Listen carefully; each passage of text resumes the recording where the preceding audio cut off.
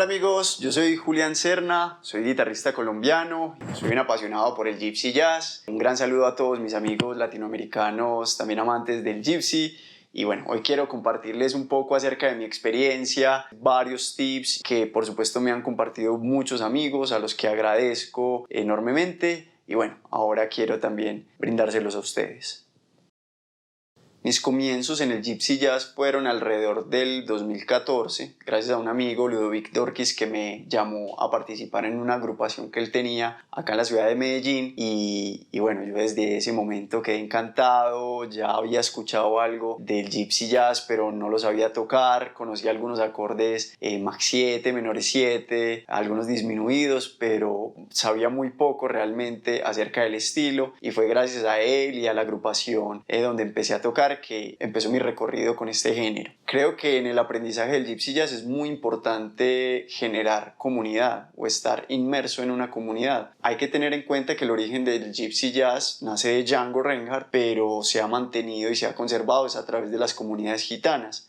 Ahora ya muchos podemos escuchar, ver videos, tener información acerca del estilo, pero siempre ha estado inmerso en esa cultura gitana. Creo que la comunidad viene de ahí, de la familia, de poder compartir, mostrar, por ejemplo, cómo es que se toca, cómo las familias de gitanos tienen sus estilos y tienen distintas formas de tocar un mismo lenguaje. Por eso considero que es muy importante los festivales de Gypsy Jazz alrededor del mundo, y especialmente acá en Latinoamérica, porque son esa plataforma de aprendizaje, de mostrar, de conocernos los que somos apasionados de este estilo. Considero que he aprendido muchísimo es a partir de eso, de asistir a los festivales, de encontrarme con los amigos y por supuesto tocando. Creo que esa es la mejor forma de uno aprender. Un elemento muy importante para aprender el estilo es acompañar. Por ejemplo, poner un disco de Django o poner un disco de algún guitarrista favorito e intentar acompañarlo. Eso es muy importante porque uno lo que está haciendo es captar desde la percepción la sonoridad del estilo e intentar imitarla para poder ir junto con ellos.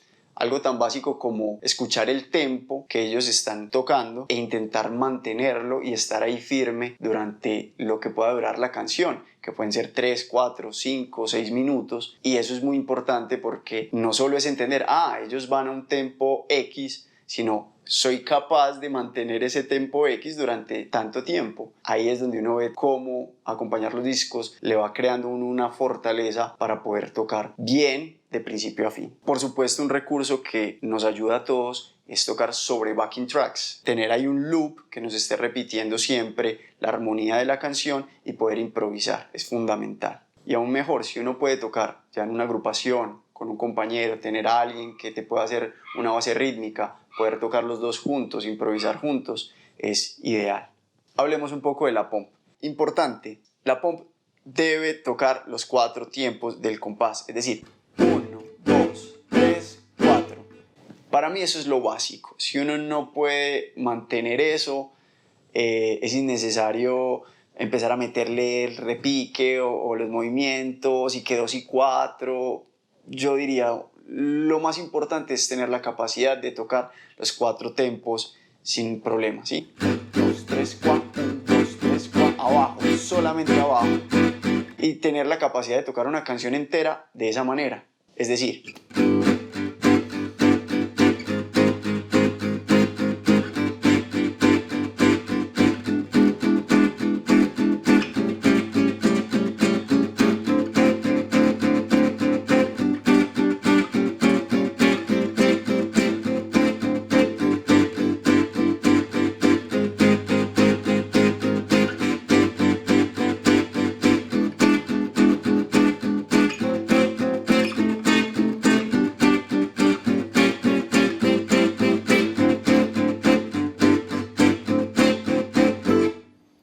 es importante tener esa fortaleza de tocar los 4 tiempos hacia abajo. ¿Por qué? Porque cuando yo ya tengo esa claridad y soy capaz de mantener ese groove siempre constante en los 4 tiempos, entonces yo ya puedo empezar a adornar con lo que podría ser, digamos, el repique, ¿cierto? Ese típico...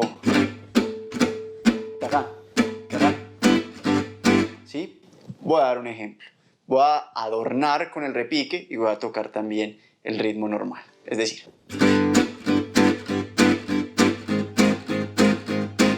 ahí estoy adornando con el repique, pero si le quito el repique, puedo tener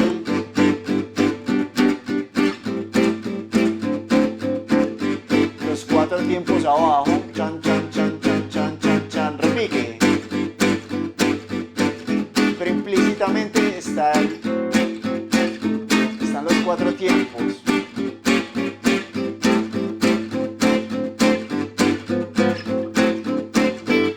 Esa sería una forma de abordar la pump. He aprendido que la pump no es un elemento estático, la pump es muy cambiante dependiendo del momento de la canción y dependiendo de la intención de la canción. Es decir, podemos ejecutar la pump de una manera un poco más fiestera, más swing, podemos ejecutar la pump con repiques y adornos constantes, o podemos ejecutar la pump de una manera más moderna, en la que es mucho más estable el ritmo y en la que no estamos haciendo unos énfasis en algunos tiempos del compás, tocar de una manera un poco más homogénea. Es muy importante entender cuál es la intención de cada una de las canciones que vamos a tocar. No es lo mismo tocar un Dark Eyes a un tempo muy rápido, no es lo mismo tocar un Nuages, que es una balada. Cada una de las canciones tiene una forma de interpretarse y tiene una intención. Yo puedo apelar a distintas formas de tocar o de acompañar, por ejemplo, una canción. Un ejemplo. Quiero tocar Ya Tendré a un tempo medio, yo la puedo tocar de distintas maneras. Quizás yo quiera darle a esa canción un toque más swing, más bailable, más fiestero. Entonces puedo tocar de una forma un poco más fuerte sobre el 2 y 4 e intentar que la pump sea un poco más pesada. Por ejemplo.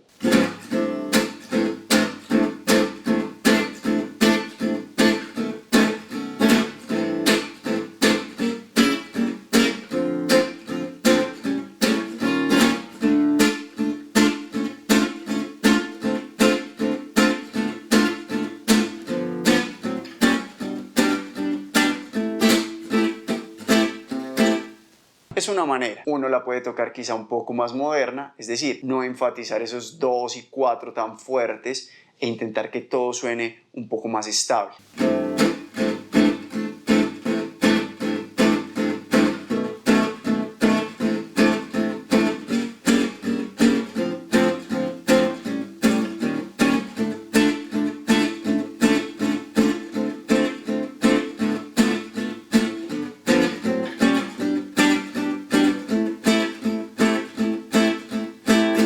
¿A qué me refiero? Que hay distintas intenciones. La pump es un elemento cambiante. La pump no es una forma específica en la que se debe ejecutar el ritmo. Depende mucho del momento de la canción y depende de la intención que se le desee dar a la canción. Yo en lo particular prefiero siempre una pump un poco más estable, es decir, un poco más moderna. Si yo estoy improvisando, no quiero que el guitarrista acompañante empiece a adornar y a hacer efectos ni cosas que interrumpan el discurso que yo estoy dando. Cuando estoy acompañando a algún guitarrista, ese es su momento de protagonismo y lo que yo debo hacer es procurar que él se sienta lo suficientemente cómodo para poder seguir improvisando.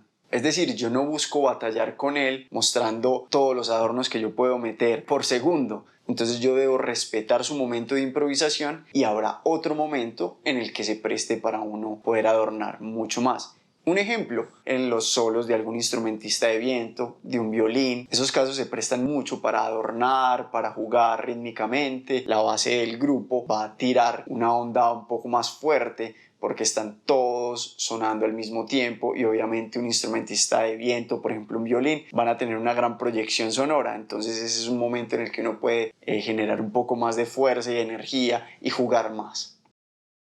Hablaré un poco acerca de la técnica. Un poco de la técnica mano izquierda, mano derecha. Sabemos que en la mano derecha tocamos con púa y podemos preferiblemente tocar siempre con el ataque hacia abajo, también hacia arriba. Pero si cambio de cuerda, debe ser hacia abajo. Si bajo, puedo deslizar, está bien. Pero si estoy regresándome sobre las cuerdas, debo siempre pulsar hacia abajo, es decir, abajo, abajo, abajo, abajo, abajo, siempre, ¿sí? Si estoy en una sola cuerda, puedo alternar, empezar siempre hacia abajo y ya puedo alternar arriba o abajo. Pero si cambio de cuerda, debe ser hacia abajo.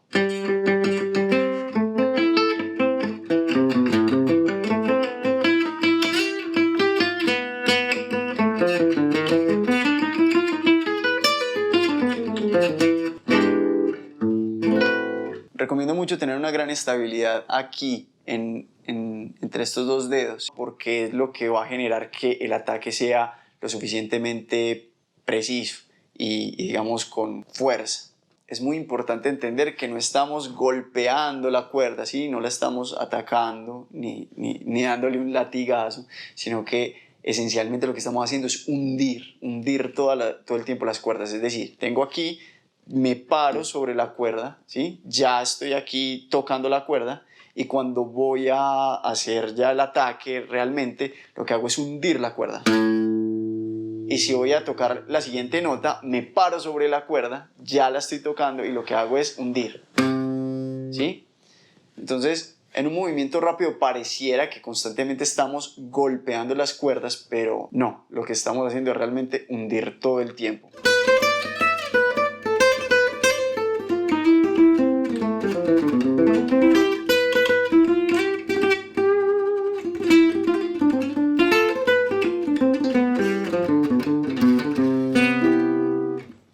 Ahora, para los acordes, buscamos que haya una gran proyección, ¿sí?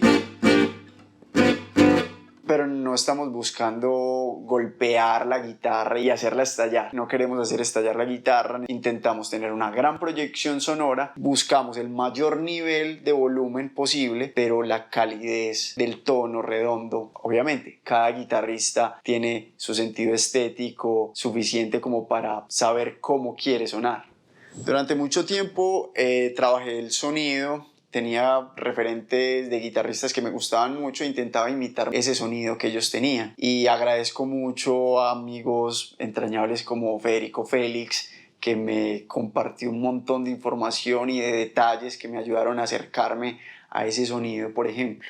Entonces recomiendo mucho la fortaleza de la mano izquierda porque aquí siento que la mano izquierda es la que brinda el tono y la mano derecha lo que nos está brindando es el volumen.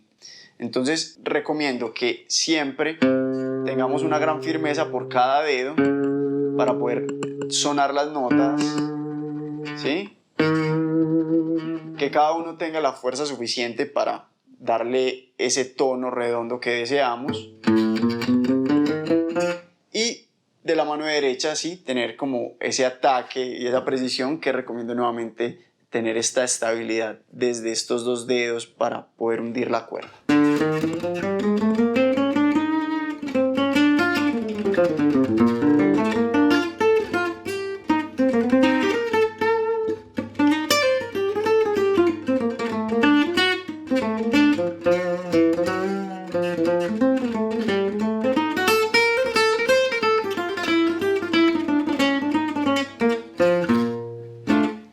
No solamente debemos ejercitar los músculos de las manos, sino que también debemos ejercitar una destreza mental. Tenemos que darle el tiempo suficiente a que el cerebro entienda cuáles son las posiciones de cada uno de los acordes dentro del diapasón y aprendernos obviamente también las notas. Por ejemplo, yo empecé tocando sin saber mucho de Gypsy Jazz, pero entendí que el arpegio es la base fundamental del género. Entonces, me fui a lo más simple. Si yo no era capaz de tocar un arpegio de la menor triádico, pues no tenía mucho sentido irme a pensar en extensiones, ni en licks, ni en otras cosas que yo no podía entender. ¿Qué hice yo al principio? Empecé a tejer una red de arpegios simples y lo repetí durante tantas veces que pude entender dónde estaba ubicado.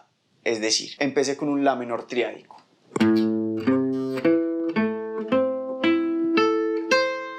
Y solamente con esos elementos improvisaba. Cada canción cambia de acordes, entonces yo lo que estaba intentando hacer era tejer esa red de arpegios, pero solamente con arpegios triádicos. Por ejemplo, minor swing.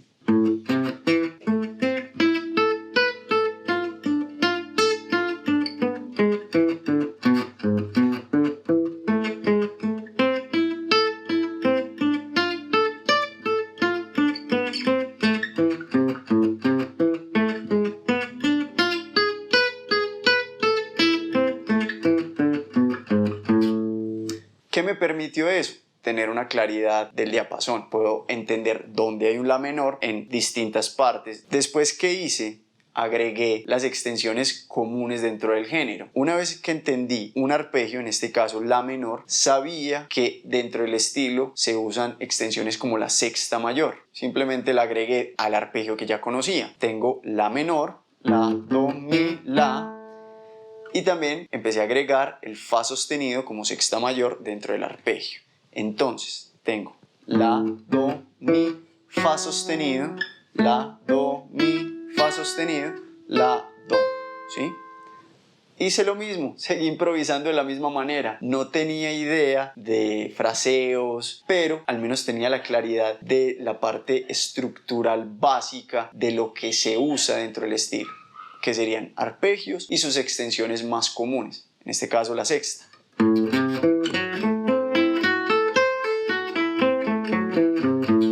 Lo apliqué a los demás arpegios. Re menor, por ejemplo. Si sería la sexta de re menor.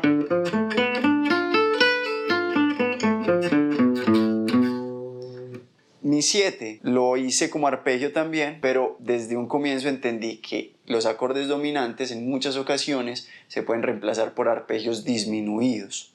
Si tengo un mi 7, puedo tomar ese fa, novena bemol, y a partir de ahí puedo hacer un acorde disminuido. También se puede pensar como el séptimo grado de la tonalidad y hacer un arpegio a partir de ahí, o desde la quinta de mi. Es decir, un mi 7 lo puedo reemplazar por un fa disminuido, por un sol sostenido disminuido, por un si disminuido o por un re disminuido. Son exactamente lo mismo. ¿Sí? Ahora, uno esos tres arpegios, la menor, re menor y el disminuido correspondiente para el mi 7. E intento jugar con ellos, simplemente tejiendo una red mental de dónde estoy ubicado y en qué momento debo cambiar de arpegio. Ejemplo.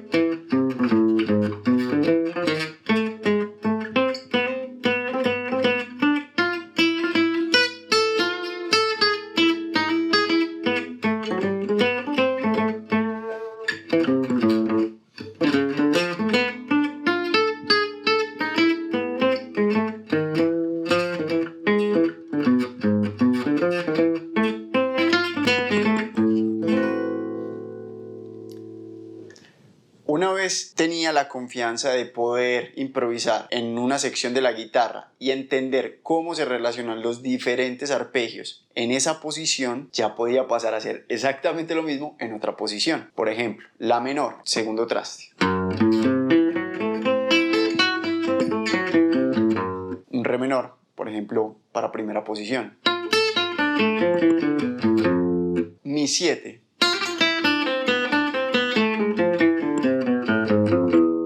E intentar unirlos. Y no solo eso, sino que ya les sumo las posiciones que antes conocía. Por ejemplo.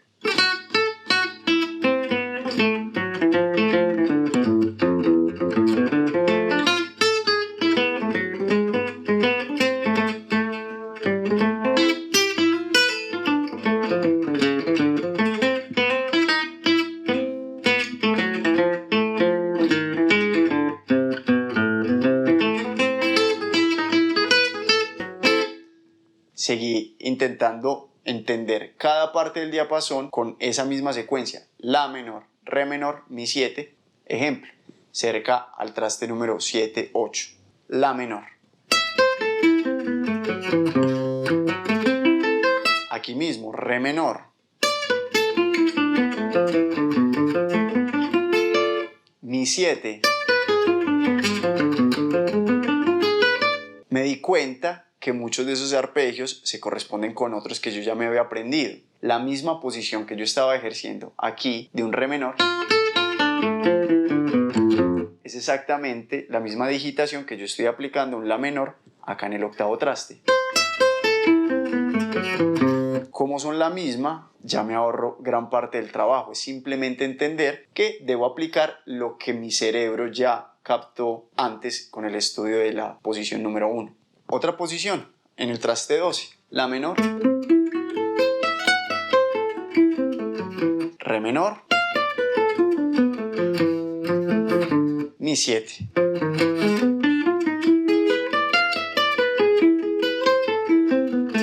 Vuelvo y encuentro correspondencia con otras digitaciones que yo ya había trabajado en otros puntos del diapasón. Entonces se hace mucho más fácil poder entender y tejer esa red cuando yo ya empiezo a ubicar y a darme cuenta que hay unas digitaciones que puedo repetir a lo largo del diapasón.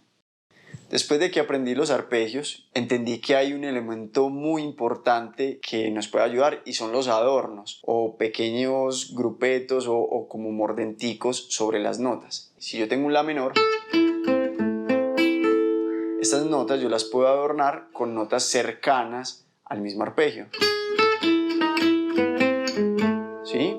Ahí hice unas aproximaciones cromáticas. Hago la sol sostenido la, mi, re sostenido mi, do, si, do, la, sol sostenido la. Y puedo hacer unos adornos típicos del estilo. ¿Sí?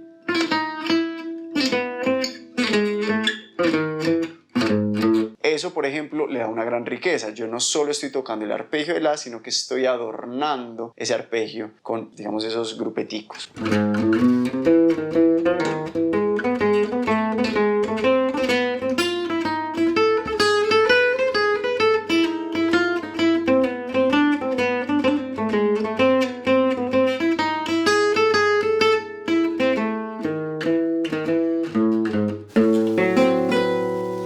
¿Qué me ayuda a tener un poco más de riqueza sobre el arpegio? No estoy tocando propiamente un lick, solamente estoy jugando con el arpegio, pero ya se siente un poco más interesante. Hay otro elemento que entendí y son las frases cortadas. No solamente hacer un arpegio en una dirección y devolverme exactamente la misma.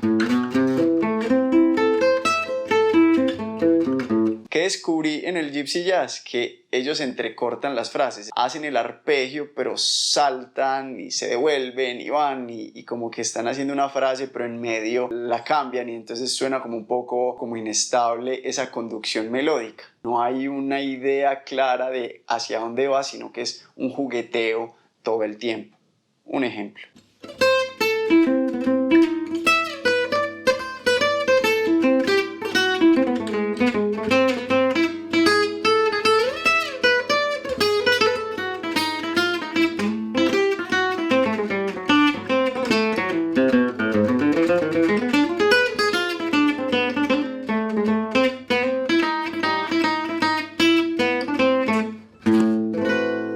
Básicamente jugué con un arpegio de la menor, simplemente estuve saltando sobre ese arpegio, adornándolo por supuesto, pero lo interesante es que se vuelve algo impredecible. Estoy tocando el arpegio de la menor, pero no se sabe exactamente hacia dónde voy a ir en ese arpegio o en qué momento corto la conducción melódica de ese arpegio y salto a otra nota más aguda o más grave del mismo. Una vez pude tejer esas redes mentales y musculares y además de poder improvisar sobre ellas, jugar con esos elementos, sentía que no sonaba como yo quería realmente sonar. Y para eso es muy importante los licks o las frases que uno toma de guitarristas emblemáticos. ¿Qué nos permiten los licks? Tener células melódico-rítmicas que tienen una información muy detallada y muy precisa de una idea que algún músico, algún guitarrista imprimió. Entonces, si yo puedo tomar esas ideas, y no solo una, sino de varios guitarristas, yo lo que voy a empezar a hacer es a crear un lenguaje y que me permite poderme expresar con esas mismas ideas, combinarlas como yo quiero y eso va a generar una personalidad musical. Ahora, evidentemente uno nota que hay unos licks que son emblemáticos. Uno puede escuchar, quizás Chelo Rosenberg ha tocado el lick de Django y uno sabe que es el lick de Django, pero es normal dentro del estilo, hace parte del aprendizaje o simplemente uno disfruta de escuchar esos licks emblemáticos. Ahora, no solo nos podemos quedar con los licks, tenemos también que empezar a descubrir qué es lo que hay dentro del lick, cómo se desarrolla la idea en un lick y poder a través de ese análisis desmenuzarlo, desarmar el lick y poder crear nuevas frases o nuevas ideas a partir de esos elementos que habían ahí inmersos en ese lick. Es decir, la idea es no repetir siempre la misma frase de la misma manera, sino que yo la puedo ir variando al punto en el que puedo jugar con esa frase. Tengo muchos amigos que han aprendido a partir de leaks y fueron jugando e improvisando con ellos. Yo soy más partidario de ir tejiendo la red de arpegios y de sus extensiones para poder tener una imagen mental mucho más clara del diapasón y que me permite poder improvisar con elementos que quizá no son tan atractivos porque no se están generando frases del estilo, pero sí estoy trabajando con la esencia sonora de él. Hay un tema muy importante que es el fortalecimiento de las manos o realmente de los músculos del cuerpo. No hay que apresurarse a ello, hay que entender que el fortalecimiento es algo que se va dando con el tiempo y la práctica. Algo que puedo recomendar para el fortalecimiento de la mano izquierda es tocar un acorde e intentar que el acorde permanezca el mayor tiempo posible. ¿Qué es lo que nos permite? Que la mano izquierda, en este caso, está ejerciendo una fuerza suficiente para mantener el sonido. Lo que estamos haciendo es, gracias a esa fuerza que estamos manteniendo, es generar una impresión en el cerebro de cómo se debe ejecutar el acorde para que suene limpio, cuánta presión debemos ejercer para mantener el acorde. Una vez hacemos eso, descansar. Hay que hacerlo con todas las posiciones porque cada posición requiere un esfuerzo muscular diferente. Entonces, un acorde, dejar que suene el mayor tiempo posible. Otro acorde.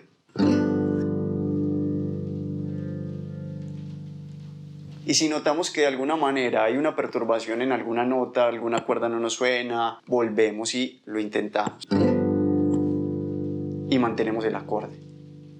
Esto es muy bueno también porque vemos que la mano izquierda va a ir calentándose de a poco.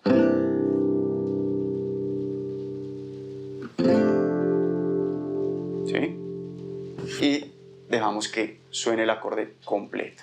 Unos ejercicios muy buenos también para la mano derecha, bueno, esto depende también mucho de la púa, yo uso esta, la Dunlop 1.5, otros amigos usan unas más grandes, como las Wegen, por ejemplo. Entonces yo creo que es muy importante relacionarnos bien con la púa, entender cuál es el grosor y nuestro cuerpo cómo se adapta a él. Entonces, un buen ejercicio que suelo recomendar es, ¿sí?, sentir simplemente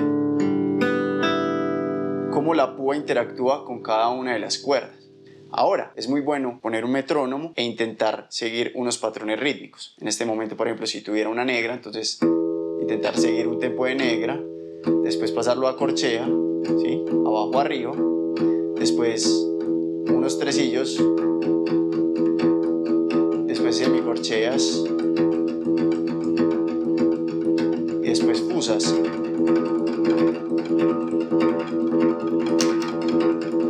Cada una de las cuerdas. Es un ejercicio bastante común y que nos ayuda a entender cuál debe ser la posición de la púa y qué agarre debemos tener con ella. Muchos otros ejercicios nos pueden ayudar a fortalecer nuestras manos, por ejemplo los cromatismos.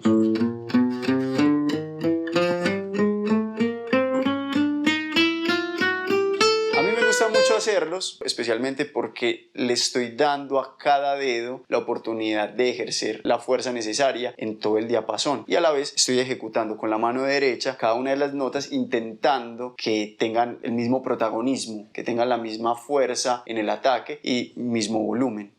Como calentamiento me gusta mucho hacer esos ejercicios cromáticos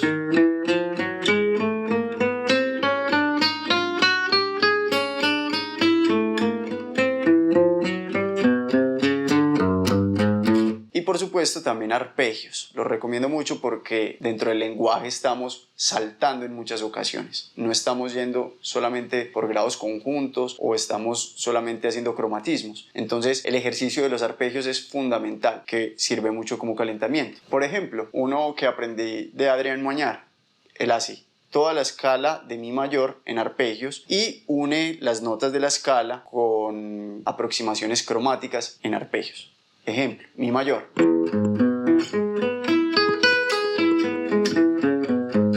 Después, fa disminuido.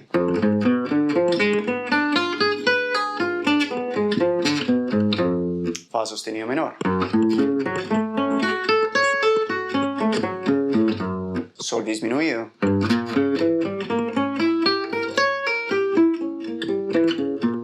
Sol sostenido menor.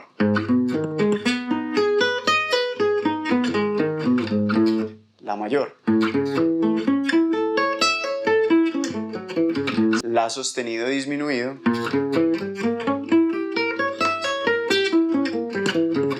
Si mayor. Do disminuido. Do sostenido menor. Re disminuido. Re sostenido semidisminuido. Mi mayor. Es importante que suenen bien.